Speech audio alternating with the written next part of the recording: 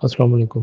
آج کے اسلام آباد میں ہیل سٹارم جو آیا ہے اس کے واقعے کے بعد کافی لوگوں کا نقصان ہوا ہے۔ کافی لوگوں کے گھروں کے شیشے ٹوٹ چکے ہیں، گاڑیوں کو نقصان پہنچا ہے، ونڈ سکرین تباہ ہوئی ہے، ایون کہ گاڑی کی باڈی ڈیمیج ہوئی ہے، چھت ہو گئی، بوٹ ہو گیا یا بونٹ ہو گیا یا فرنٹ سکرین ہو گئی، وہ ڈیمیج ہوئی ہیں۔ درختوں کے درخت اجڑ گئے ہیں۔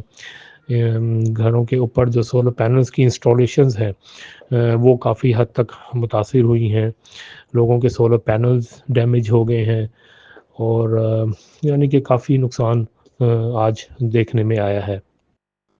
ساتھ ہی ایک یہ تاثر بھی کریٹ کیا جا رہا ہے مارکیٹ میں مختلف آنرز آف دی ہاؤس کی طرف سے کہ یہ غیر معیاری چیزیں لگانے کی وجہ سے لوگوں کا نقصان ہوا ہے۔ یہ بات ذہن میں رکھنا بہت ضروری ہے کہ یہ نیچرل ڈیزاسٹر ہوتا ہے، ٹھیک ہے، قدرتی آفات سے نمٹا نہیں جا سکتا۔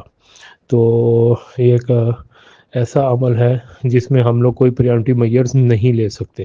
ہاں، ایک چیز بڑی ضروری ہوتی ہے کہ خدا نخواستہ اگر آندھی طوفان تیز ونڈ سپیڈ ایسی ہے جو کہ ایک ٹورنیڈو ٹائپ کی ایسی بھی چیز کریٹ ہو گئی ہے، کسی طرف سے بھی آ سکتی ہے، نارتھ ریجن سے موسٹلی آتی ہوتی ہے اسلام آباد میں، اس کی وجہ سے اگر فریم اکھڑتا ہے تو وہ ایک غیر معیاری انسٹالیشن میں کنسیڈر کیا جاتا ہے۔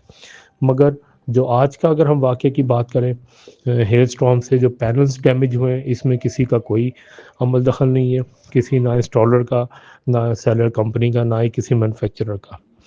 تو یہ بات ذہن میں رکھنا ضروری ہے۔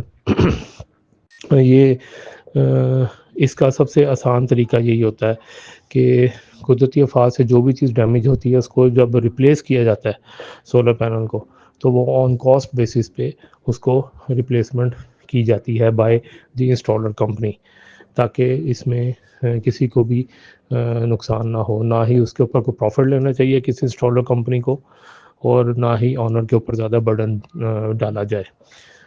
Thank you.